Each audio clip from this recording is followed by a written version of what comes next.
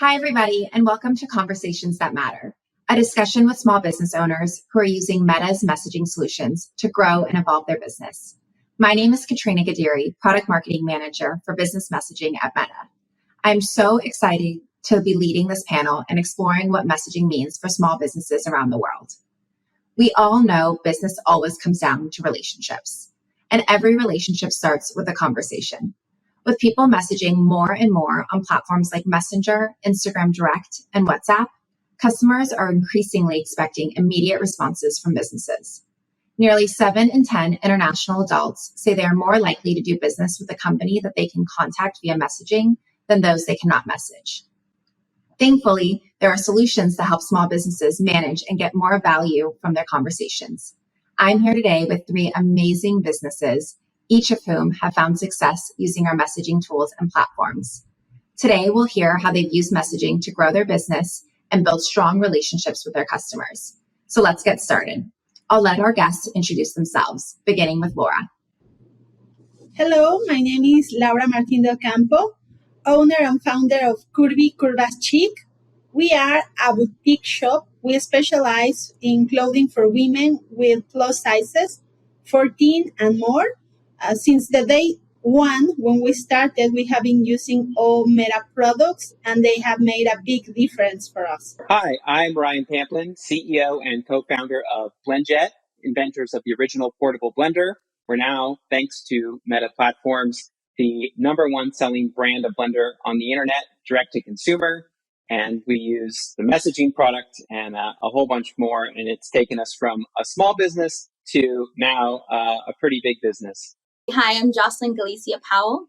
I'm the CEO of 2U Auto. I'm a serial entrepreneur in Wichita, Kansas. My primary business, 2U Auto, is a mobile detailing company, and we offer one-time cleaning subscription plans, and we partner with corporate companies to clean their employees' cars while they work, and we also clean their fleets.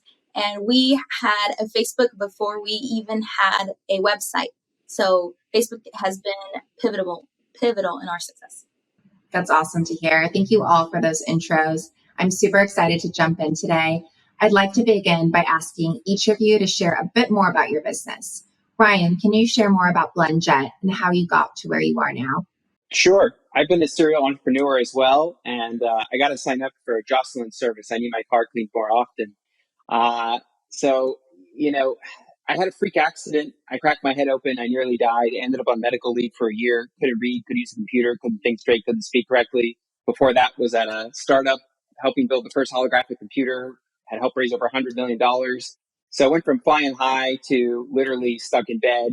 Couldn't take care of myself. My then girlfriend, now wife, who's also one of the founding team members of BlendJet, helped me get better. I did smoothies and protein shakes every day. And at the end of a year, the other company had been acquired.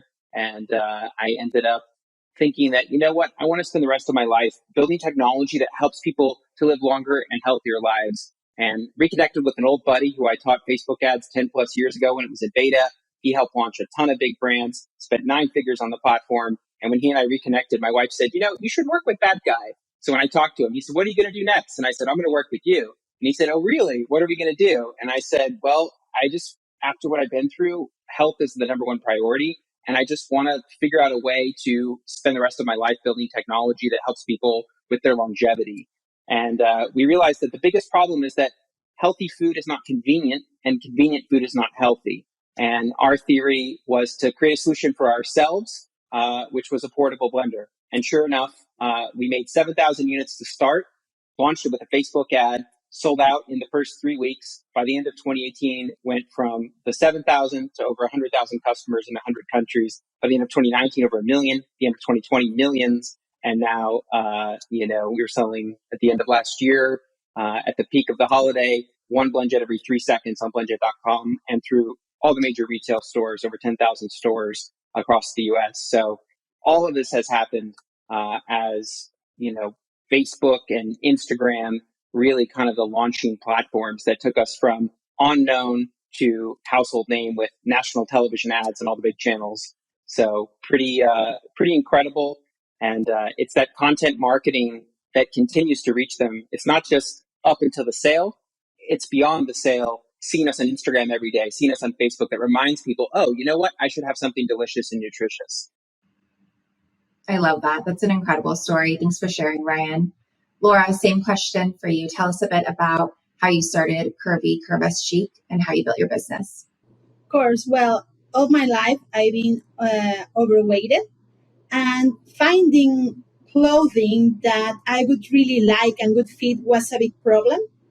And then I studied to become an image consultant, thinking that if I knew how to dress, that would solve my problem. And that made the problem actually bigger, because after working at whole mall, if I was able to find maybe one or two blouses that would fit me, now when I knew what was right for me, nothing of that was good anymore. So I realized that I wasn't probably the only woman with that problem in Mexico. So I decided to give it a try and try to look fashionable stuff for women like me with plus size. I invited my mom as my partner because she had lived with me, and all this experience that we had in the malls. We knew how to do it because we had seen it from the customer side. So we started with a small boutique in my mom's living room. Then we moved to another place, and well, we have been growing and growing. We started selling online, and obviously Meta products have been a big potentializer of this growth. I have kept in touch with my community through Facebook because without realizing, I started to build a one-to-one relationship with my community because they knew it wasn't just clothing. It came from somebody like them, somebody who really cared about providing a solution. And it wasn't only about business, it was about giving, to be able to give women like freedom and body positive and self-acceptance, because many times when you are overweighted you feel the rejection from the fashion world and many other industries. So that's how we do business, like understanding the needs of our customers and living it from this side, from the customer side. That's amazing, Laura. Thanks so much for sharing. I love how you got to stay close to your community by leveraging Meta platforms as you built this business. That's awesome to hear. Jocelyn, can you tell us a bit more about your business, 2U Auto? Absolutely. So how we got started was I was my freshman year of college. I was studying entrepreneurship. I knew I wanted to be an entrepreneur. And I saw my two cousins doing mobile oil changes to pay for college as a side part-time gig. And I had just had a bad experience at a shop, sitting there for hours waiting on my car to be serviced while I had a lot of things to do. And I realized with the rise of on-demand services and that there needed to be a more convenient option for auto servicing. And so that year we started a mobile detailing and mobile oil change company. And it started growing and growing. And when I graduated from college a few years ago, I took over ownership and did it full time. And now we service the largest companies in Wichita, Kansas, both their employees and their fleets. That is awesome. Thank you for sharing. It is wonderful to hear how your businesses have all evolved. I again have a question for all of you. We'll start with Laura here. How do you communicate with customers today? You shared that staying close to your community is really important to you. How do you stay close to these customers, and how has messaging changed the way that you do business? It has made a big difference. Nowadays, we do a lot of stories that help us to stay close to people. And WhatsApp was a great addition to the messenger tools we've been using, because with that, we can close sales way faster than we used to do it only by messenger or direct messages on Instagram. So nowadays we're able to give like one-to-one support in a almost like immediate way, thanks to WhatsApp. And we keep evolving the process, like to prioritize messages and know which kind of customers to answer faster. We do a lot of messaging. We do traditional texting, phone calls. However, I've found that messaging through Instagram and Facebook has allowed us to build more of a friendship type of a relationship with our customers. And those have become our primary method of communicating back and forth with customers. So we have a pretty large customer service team, about 50 people. In the early days, we would just go in the Facebook inbox and respond right there. Now we have Zendesk, and we've got everything integrated there. So all the Facebook messages that come through our Facebook shop or Instagram shop, the Instagram messages, the Facebook messages, whether they come on Facebook.com or Instagram.com or through the apps, or if it's blendjet.com and you have the little messenger icon in the corner, and then you actually can chat with us logged into Facebook or as a guest, and all of that goes into Zendesk. And then in real time, our customer service agents are able to prioritize the real time messages and then respond to emails and other channels that don't necessarily need that real time attention, all from within one platform. We also have, I'll tell you guys a big secret, a really special strategy. So if you're tuning in now, you're very fortunate because I don't often tell people this. This is a really huge competitive advantage. We respond to nearly every comment, and it changes everything because the algorithm loves engagement.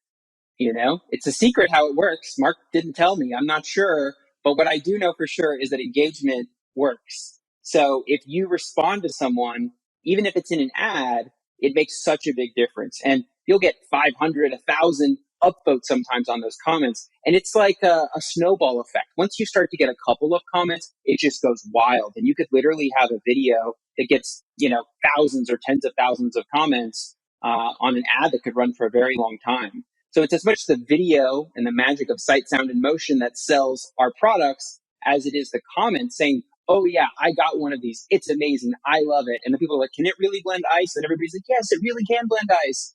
So, it's that undeniable truth that comes through in the comments that you can't necessarily see in another way.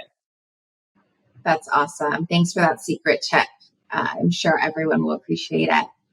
I'm sure that it can be overwhelming to manage and respond to all the messages you receive. Ryan, you shared a bit about how you manage all of that through chat plugins on your websites and through Zendesk. Laura, can you share a bit about how you manage overwhelming or a lot of messages that might come through across Meta platforms? Of course, we are not where Ryan is yet. We still do it in the platform. So first, we prioritize WhatsApp because people expect response there right away.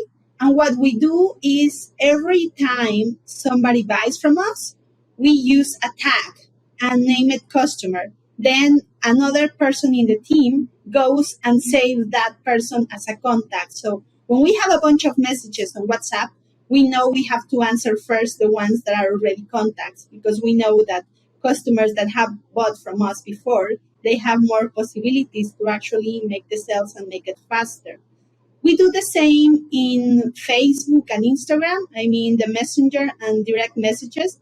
We also add tags to help us to know when somebody has bought from us. In the same way, if we get people that order and then they don't answer, we also add a comment like follow up or stuff like that to help us to navigate that specific kind of situation. And that has helped us a lot because if you have a good ad, sometimes you can be bombarded with messages and it can be overwhelming. And I always tell my team that if we are making ads and we don't answer, it's even worse because people will be disappointed. So you are losing twice. Not only investing in an ad, you're investing in an ad to make your potential customer make upset because they didn't get the answer. So once you have a good ad, you need to reply as fast as you possibly can. Yeah, I love that. I love how you've been leveraging some of our first party tools to manage across all of your platforms and especially WhatsApp. That's awesome. Jocelyn, How do you manage all of the messages coming in for your business? Yeah. So similarly to Laura, we're still working within the platform as well. However, I've loved and I've leveraged the tools for automating messages. So the instant reply, as soon as somebody messages on Facebook or Instagram, they will receive an introductory message and some of the most frequently asked questions. And they'll have options to choose what question they want answered so that they can have the information that they're looking for instantly in case one of our representatives or employees can't get to them very quickly. So the automation tools have been key for that, especially since a lot of our customers, a large percentage, ask the same questions. That's awesome. Yeah, I feel like customers nowadays want immediate response and expect immediate responses, but we aren't always available. So having things like FAQs or automated responses is a way that we can still show up for our customers in the way that they expect, but also manage other parts of our business. So it's awesome to hear that you've been leveraging some of that. Awesome. Well, I'm also curious to hear about all of your experiences using ads to grow your business. Have you tried them? And if so, what results did you see? Ryan, you shared a bit about this. Can you share a little bit more? Sure. So Facebook is a very significant driver, and Instagram is a very significant driver of business for us. So, we spend often 7 figures a month on advertising on Facebook and Instagram because it works. And, it always has worked and it continues to work incredibly well. It really is the biggest driver of new business. So video is amazing, right? You can't tell the complex stories in 30 seconds with words or imagery that you can with video. So if you can figure out a nice 30-second or 60-second, or it could be a minute and 22 seconds, it doesn't really matter, but a really captivating video. The trick to video on the platform is make those first 3 seconds count, because people are scrolling down and they're looking at pictures of their friends or family or whatever it may be. They're not really looking for what you are offering. So you better capture their attention real quick, stop them mid-scroll, and continue to have their attention and make sure you have the right message. Sometimes you could run the same video and try 3-4 different hooks for that first couple of seconds, and you'll see a completely different level of performance. It could be a 4 return on ad spend with one version and a 1.4 with another version. So testing. And messenger ads are incredible. That's a newer format, and the return on ad spend on that is really great. We've also done a lot of live, Facebook Live. We've done some Instagram Live. We've run the ads to promote those and get people to opt in for those. The return on ad spend from that's been really great. I think Live is going to be a super exciting platform. And of course, there's a lot of messaging in real time back and forth with your customers as the live is happening. And of course, stories and reels and all of these different formats. If you jump on the new formats when they first come out and you create content for those organic, that's great. And if you create ads for those formats too, there's so much opportunity to get traction, kind of figure out what works ahead of the pack. And once you have that advantage and that history with that ad performing, usually it'll continue to perform for quite a long time. But unlike television, where you can run an ad for like 3 months, on Facebook, you've really always got to be creating new content. Same with Instagram, new content. So every week we're pumping out new videos, and sometimes we'll have something that'll stick for 3 months or 4 months, but more often than not, it's really that constant iteration of content that keeps it fresh and builds that confidence over time and converts people who maybe see us the third or fourth time. And then they're like, all right, I'm going to actually click and I'm going to see what this thing is all about. That's awesome. Great tips there. And I love to hear that you guys are consistently testing what creative works best. It's so important to test and iterate, figure out what works best for your business. It's both, we have best practices, but it's also an individual experience on what's going to work best for you. So continue testing and iterating on that is critical to seeing success across our platforms. Jocelyn, can you share a bit about your experience with ads and any success you've seen there? Absolutely. Getting new subscription customers, that's what we use the Facebook ads for. And super big fan of tiny, fast experiments in order to test theories and figure out the right audience, specific audience, and get into all of the details and the data, what zip code, what interests do they have, all of that. And similarly to you, I'll run A/B tests and different ads against each other. So that's exactly correct. That's awesome. Yeah, A/B testing is the way to go. It's not just with creative, it's also with your audience to make sure that you're targeting the right people, and then also learning insights about these audience and how they behave and what you can be providing them to really get that conversion and grow a new customer base. Awesome. Laura, I would love to hear from you as well on the same question. Of course. Well, for me, it was very clear from day one that Facebook ads work really well, because the first day I used Facebook ads was because I was opening my boutique outside my mom's living room. So I ran my first ad. And that very same day, the first customer that I had came from an ad that had seen me that same day. And it was the biggest purchase somebody had ever made. So I thought, if this is the first day and somebody already came, how many people already saw me?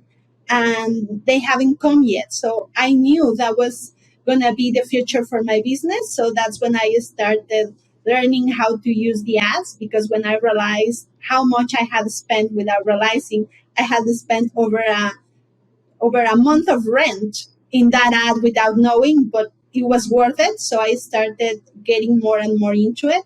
Nowadays, we are also trying new ads all the time. And I have a big tip for people running ads. And it's sometimes you can be very focused on getting sales, like conversion type of ads or message or ads that would send you messages. When I use ads that are for just reach, that's like a very cheap ad, and that helps so much to boost all the other ads. So every time now I'm running any campaign, I always make sure I have like a reach ad that could help me boost my other ads. It's like a big booster. That's awesome to hear. Yeah, I think it's critical to understand your business objective and then tie your ads goals to that business objective and the way that you set it up to the way that you measure success of those campaigns. So it's great to hear that all of you are having success across the platforms with their ads. I'm going to close this out here with a quick around the horn. We'll start with you, Ryan. What is the biggest piece of advice you have for other businesses looking to build better relationships with new and existing customers? I think it's really important to focus on your product, to create an amazing product. And the product is not just the product, right? There's more to it than that. The product is the voice, it's the brand, it's the way you communicate, it's the words you use, it's the problems you solve. Think about what is the problem that exists in the world and what is the solution. Hopefully you're the solution and it's a perfect fit and you can communicate very clearly to people. Here's the problem, we're the solution, and everything you say and do should be in service of helping people overcome that challenge that they're facing. And the way they reach you, you want to make it as easy as possible for them to communicate. If they want to talk to you on Instagram, let them talk to you on Instagram. If they want to talk on WhatsApp, talk on WhatsApp. I think being everywhere in every channel is kind of the requirement, because if you're not there, your competitor might be there. Awesome. Thanks so much, Ryan. Jocelyn, biggest piece of advice for other businesses looking to build relationships with new and existing customers? Absolutely. I think that it's important to not only have customers, but to build fans, because those people that feel like your business, are a fan of your business, will then become advocates in the community. And how we've been able to do that is by being really authentic with our voice on Facebook. I know that our brand can be silly, but also professional. And so we try to embody exactly that in the way we communicate, our ads, our posts, all of that, and keeping all that consistent. Knowing who you are, knowing what your brand is, and then showing that to others then helps build stronger relationships. Love it. I think a consistent theme we've heard from all three of you is building community and how important that is to build a community for your brand across our platforms, and then ensure that you are in touch with them through our messaging solutions and constantly available to them. So it's great to hear that you've been able to do that successfully. Great. Laura, your advice for other businesses looking to build better relationships with new and existing customers. Yes, my piece of advice would be genuinely care about the customer. We say we don't sell, we help to make a purchase. So when you sell, it sounds like you are offering what the business wants to sell. But when you are helping the customer to make a good purchase, it's like you are seeing things from a different angle and you could actually sell more. So don't focus on selling, focus on helping people to make a good, smart purchase and show your expertise and put all the knowledge you have in your product available for your customer to make a good purchase and be happy, and in the future, hopefully become an ambassador of your brand. I love that. This has been so great. It's about all the time we have. It's been such a pleasure to chat with the three of you today. And thanks so much for sharing all of your tips and advice, best practices, and ways you found success with conversations. I look forward to seeing your businesses thrive even more. We have a ton of resources to help small businesses everywhere building deeper relationships and growing their business with messaging. Your customer conversations can help increase sales, loyalty, and trust, as we've seen and heard from all three of these amazing business owners today. You can scan the QR code that you see on your screen now to learn more. For everyone out there watching, I'm Katrina Gadiri with Meta, and thank you for tuning in to our small business panel.